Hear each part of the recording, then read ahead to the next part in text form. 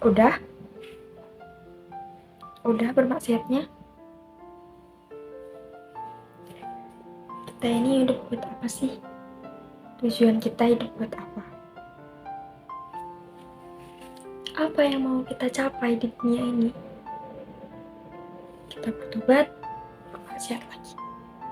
Kalau kita bertobat lagi, kita bermaksiat lagi. Gitu terus perputarannya.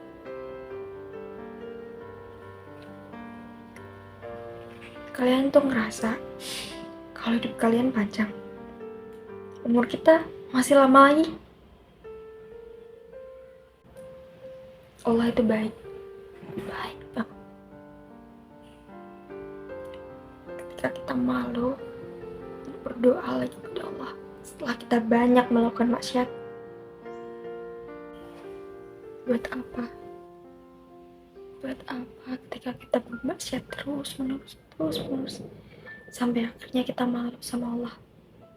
Ya Allah, aku malu berbuat maksiat terus, padahal Allah baik banget Allah itu. Ketika kita melakukan maksiat terus kita ingin bertobat, Allah pasti buka pintu itu. Allah tetap menerima kita sebanyak apapun dosa yang kita buat, sebanyak apapun Allah tetap akan buka pintu buat kita. Jadi jangan pernah malu buat berdoa, jangan pernah malu buat sholat, apalagi sholat taubat. Ketika sudah berkali-kali maksiat pun, Allah tetap ingin kita kembali padanya. Itulah nikmat yang Allah kasih. Kalau kita berbuat maksiat, kalau kita mempunyai keinginan untuk bertobat, itu nikmat yang Allah kasih buat kita. Itu nikmat yang selalu Allah kasih buat kita. Jadi kita harus bersyukur atas nikmat itu.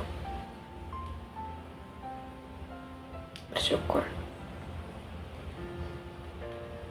bahwa Allah tuh sayang banget sama kita.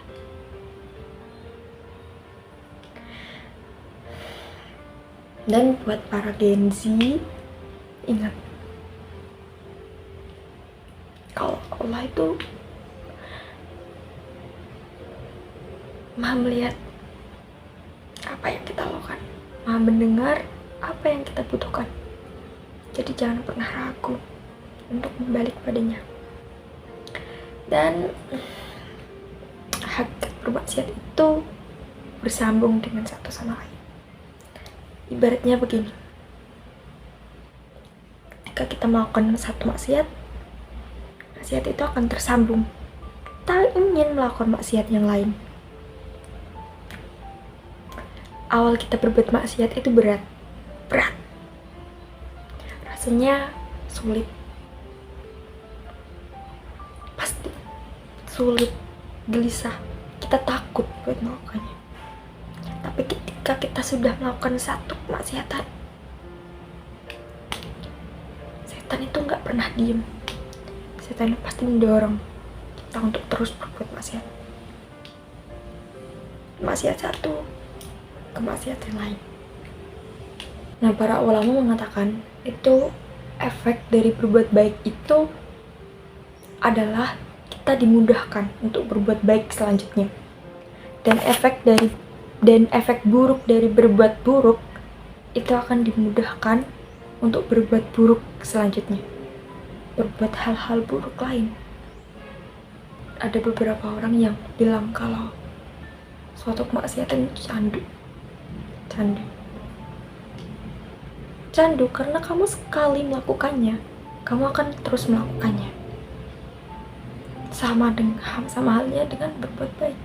Maka ketika kita sulit untuk berbuat baik, maka janganlah jadi orang yang jahat. Jangan jadi orang yang suka bermaksiat. Dan ketika kita melakukan suatu ketaatan, itu awalnya berat banget, sulit. Seperti ketika kita melakukan puasa, sholat, kita bangun di subuh hari, pasti itu sulit buat orang yang pertama kali melakukannya. Tapi ketika kita pelan-pelan melakukan itu, kalau kita jalannya dengan pelan-pelan, maka Allah itu akan mudahkan. Allah akan mudahkan kita untuk terus berbuat kebaikan itu. Kita melakukan sholat, puasa, sedekah, Allah akan mudahkan itu. Dan Allah juga akan memudahkan kita untuk melakukan kebaikan lagi selanjutnya. Sebaliknya, ketika kita melakukan suatu keburukan, awal-awalnya itu kita akan gelisah,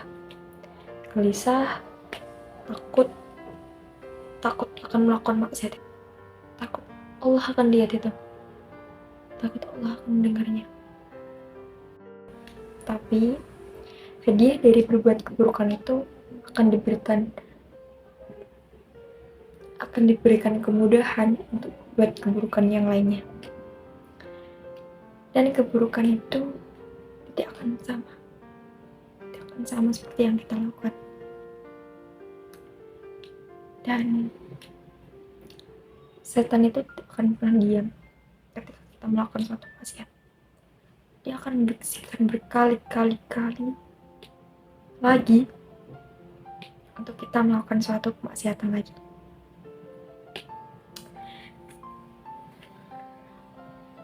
Maka untuk kita sebagai orang yang akan meneruskan generasi selanjutnya, Gen Z, maka tingkatkan kesadaran itu, jauhilah maksiat.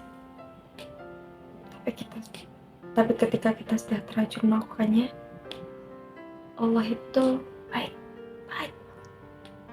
Allah selalu bukakan pintu taubat buat kita.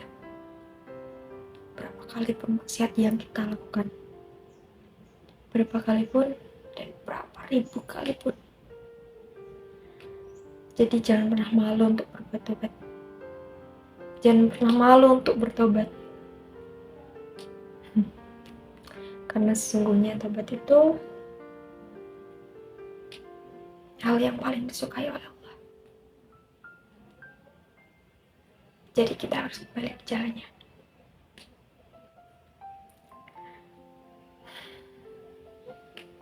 Itu yang dapat aku sampaikan. Saya Putri Nifa Khorenisa. Sekian dan terima kasih sudah menonton. Bye bye.